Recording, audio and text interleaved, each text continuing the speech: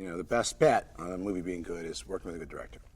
And so Adrian was someone I wanted to work with, reached out to me, sent me this script. I said I heard it was based on a novel by Patricia Highsmith. I read the novel and the adaptation, and it was really interesting, and a really interesting, dark, provocative exploration of a side of the human mind that we don't often see explored. It's one of the things that's really interesting about Adrian. He's a brave filmmaker, and he's interested in sort of the part of it's like, he's interested in the human sexuality, he's interested in the psychology of human beings and the way we present ourselves versus sometimes who people really are and what they really want, and putting those things next to each other. And all his movies, whether it's Fatal Attraction or Indecent Proposal, I mean, you see that same tension. He's gonna, sleep with my wife for $1 million. Like, if he's one of these provocative dinner table sort of, would you ever agree to this thing? And he puts it in practice. And in this case, it's really a movie about, on some level, about jealousy and ways in which it fuels relationships and ways in which it destroys them. And it's about what is the nature of a happy relationship, a real loving relationship? How dark do you go? If you go down certain roads, you kind of can't turn back. And I thought that was fascinating. And I got the script and I loved it, and I signed on with him. And Arnon Milchan, who produced the movie at Regency, is a guy known for a long, long time and did Gone Girl with, and so I was very excited. Yeah, there's an interesting theme in the movie that seemed to me to suggest that marriages kind of have inherent bargains or contracts that are made between partners. Sort of, you can do this and I get this and this is what I get out of it, and that there's a kind of symbiotic relationship that exists on some level. And we've all heard of extreme stories where there are people who have open marriages. Maybe that's not even extreme. Just we have an open marriage, or we have in this marriage, our rules are the wife works, the husband stays home, he takes care of the house, whatever it may be. And that's a healthy, good thing, right? If you can find a balance, hey, this works for me, this works for you, and you're upfront about it, I think that's great. And this is an example of a kind of contract that's an unspoken contract in a marriage. The sort of arrangements that happen that the couples are afraid to really say out loud to one another, and so they sort of begin to exist these parallel realities. What they say to each other, the married couple, and what really the exchange is beneath the surface. And that is dangerous because the deals are unspoken, that one party can ask for and pull for more, and maybe they're pulling on something that is simultaneously something that one of the others wants but is afraid of, or wants but is also creating something really dangerous and unhealthy in them.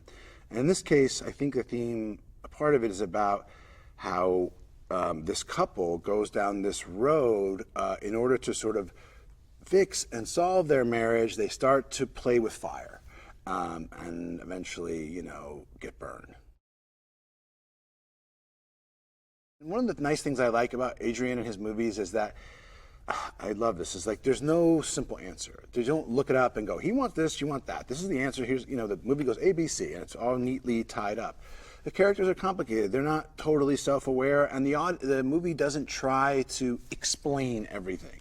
It just sort of presents this vision of a marriage, a part of a story of this marriage, and sort of draws you in because you kind of go, yeah, I can see why he would do that, then I can see why he would do that, then I can see why he would do that, and finds this character, both of these characters, in very different, extreme, dramatic situations by the end based on their choices, which are hopefully, I think, at least in my sense, grounded in something that you could identify with and understand. And it's that is the way that's why Adrian's on a tour. Adrian kind of has a vision of humanity, has a way of exploring it. He does challenge gender roles. In some ways he goes more extreme in the direction of stereotypes. In some ways he goes more extreme in subverting the stereotypes. Because what he really seems to want to do is sort of take a poker at the underbelly of who people really are, kind of in the id. You know what I mean? Rather than the superego that just sort of manages and controls us. Vic is a guy who is sort of got the mind of an engineer. So people I know like that are they tend to be sort of black and white, technically focused, a little bit more separated emotionally, more cerebral, a little more distanced from their emotions. And I sort of thought of him as like really rooted in the front brain and not at all in touch with like how he felt at all. So sometimes his actions would be foreign to him, and his reactions surprising to him, and not what he expected or wanted, or even surprised to feel anything at all.